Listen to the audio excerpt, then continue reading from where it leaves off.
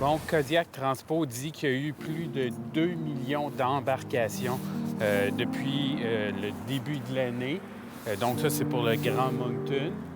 Puis 2 millions d'embarcations, c'est une augmentation d'environ 36 Ce matin, j'ai donc décidé de prendre l'autobus pour tester, voir si ça fonctionne bien, puis de quoi ça a l'air à l'intérieur. C'est vraiment du jamais vu à Moncton parce que si on regarde 5 ans, 10 ans, 15 ans passés, on parlait toujours de les autobus sont vides, il n'y a pas assez de passagers. Et là, c'est vraiment le contraire, ils sont vraiment pleins.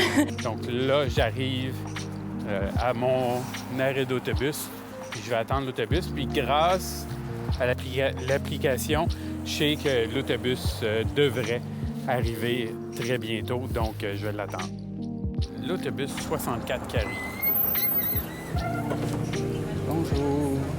Il y a un petit bémol, par contre, avec le service de transport en commun du Grand Moncton, puis c'est la façon de payer. Il faut absolument utiliser son petit change, puis il n'y a pas d'autre façon de payer. Il faut absolument utiliser un laissez-passer ou l'équivalent de 3 et les laissez-passer, eh bien, sont difficiles à trouver dans le Grand Moncton. OK, donc, je suis arrivé dans le temps prévu, puis il y avait quand même beaucoup de gens à l'intérieur de l'autobus. Puis là, j'ai ma petite marche à faire.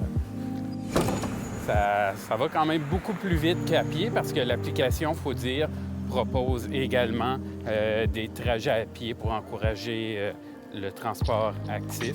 Donc, le trajet au complet à pied m'aurait pris environ 45 minutes. Là, je dois dire que ça m'a pris une dizaine de minutes, même pas.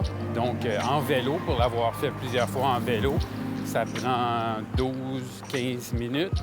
Puis, il faut dire que le service est tellement en demande que Kodiak Transpo a commandé 4 nouveaux autobus l'hiver dernier, mais ils vont seulement arriver l'été prochain. Donc, il va falloir prendre notre mal en patience un peu pour ceux qui trouvent que les autobus sont trop achalandés.